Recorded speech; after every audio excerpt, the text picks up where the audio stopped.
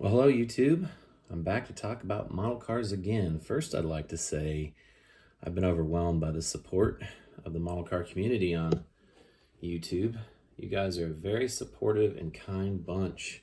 Lots of likes and subscribes and comments. It's been pretty amazing. I didn't expect it at all. I just figured I'd start recording, the models I'm building, and there's a lot of you out there like me. So today, here we are in a bedroom in my home, away from my children, doing homework because it is a icy, snowy day outside, and that's rare for Texas. So it's a snow day here. It's very cold. We're going to talk about this 32 Ford four-door sedan. I really love this car. In fact, I built this car as if I would build one day in real life. I don't know if it's going to happen because prices keep going up, but I want to build me a 32 Ford one day. And the four-door sedan seems to be most likely just because the four-door sedan bodies seem to be the cheapest. Even cheaper than fiberglass Roadster bodies. And I've got kids, so Roadster is not super practical, so sedan, maybe even a four-door sedan, probably the best. So first of all, this is a Drag City Castings resin body, and it is really nicely done. Do not hesitate to buy any of Ed Flux products over at Drag City Castings. He does really nice work. They come ready to prime. There's no flashing you need to sand off. They look just as good as they came from Revell or AMT. They are professional quality. Now, I will say, and this is not to disparage Ed or Dennis Lacey, who mastered this, is that a real 32 four-door, this window is a little bit bigger.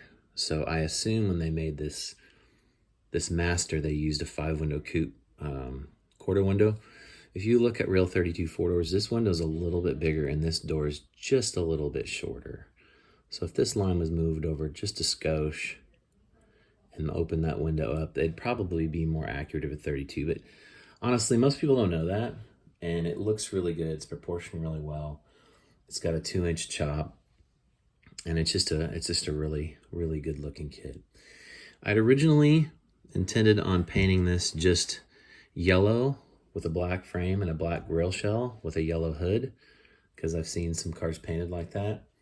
And then the new issue of the Rodder's Journal came in the mail. This came in the mail, and I knew that my 32 needed to be painted that same color scheme.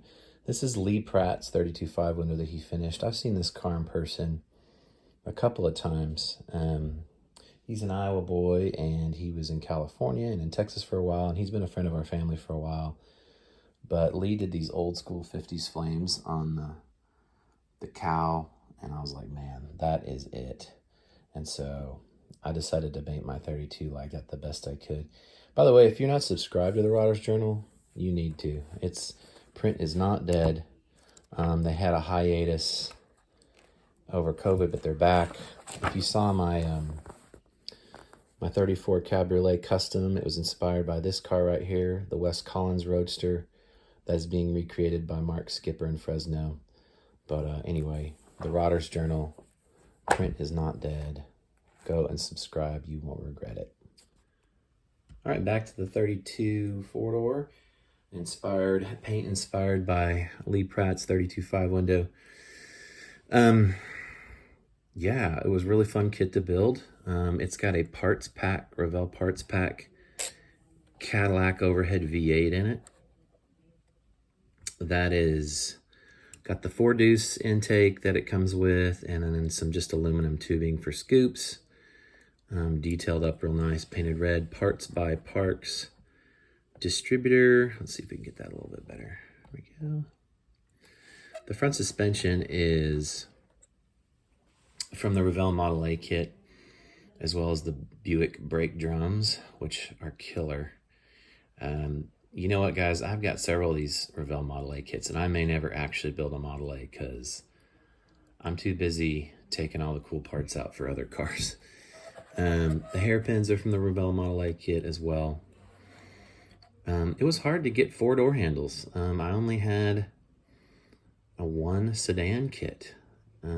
So honestly, I don't remember where I got the other 2 door handles. Maybe from a Roadster kit, because the Roadsters do come with door handles as well. But I don't know. I had trouble finding 4-door handles in my stash. The wheels and tires are also from the Model A kit. And for a bit, I did have a crank-out windshield. I've used a piece of Scotch tape up here to the header and to the glass, or into the windshield frame, and it was able to kind of stick out there. Well, the tape kind of got wore out, and the windshield was flopping around, and to kind of fix that, I would have had to take the body clear back off, which was no easy feat. For some reason, the sedan interior tubs are really hard to get in there. So I just kind of pushed it back in, so the crank-out windshield is no longer functional, but that's quite okay. This is also a Drag City Castings stock firewall, but you can also get this stock 32 firewall in the new DeVaul windshield roadster that came out, as well as the Stacy David's Rat Rod Roadster kit. Turn around the back. I mean, nothing real special. I used stock 32 taillights. I kind of like that look with them sticking out there. So I went ahead and did that. Another thing that bothers me about the 32 kits from Revell is the rear spreader bar is way too skinny in the kit. So I always use a little bit of aluminum tubing that's a little bit bigger. I polish it up and put it in there because the kit spreader bar is anemic. I mean, it's just spindly. So I don't use that. The decals on the firewall and the back here are from the Revell Model A kit as well. I'm not a big pinstripe guy, but I felt like those really went well there, and kind of accented the car well. The inside, I don't know if you can see very well, but it has the 40 dash and the banjo steering wheel, 39 banjo steering wheel, as well as the 32 sedan. Interior, I didn't bother to rescribe the entire door panels for the 4-door. I didn't figure anybody would be ever looking that close. So there you go. Bottom is pretty kit. I had to move the motor mounts to put the Cadillac in it. And I think I had to clearance the cross member for the Hydromatic. But the exhaust and the rear end and the coilovers, that's all kit stuff. So it's a great kit. You don't have to change it. It's really, really a great kit. The Cadillac overhead was really fun to build. I just like building and detailing engines. It's one of my favorite things to do. So I've got another Revell Parts Pack Cadillac in my stash, and that'll be going in something. The colors are Tamiya, tomato. I don't know how you pronounce it. Tamiya black and Tamiya camel yellow. I didn't actually mean to choose the camel yellow. I would have actually preferred a brighter yellow, but it was the only yellow they had at the hobby shop that I was at that day, so I grabbed it and just went for it. But anyway, this is the 32 Ford Highboy 4-door sedan, and yeah, I hope you enjoy it. I mostly build hot rods and customs. Probably next up will be a custom 36 Ford 3-window coupe built out of this kit. And so I'll be chopping the top on that, so hopefully it works out. If you never see this kit again, you'll know that the chop didn't work out. But anyway, thanks for all the support, guys. I'll be posting up builds, a couple times a week, hopefully. And thanks for the comments, the likes, and all that. I really, really appreciate it. Take care.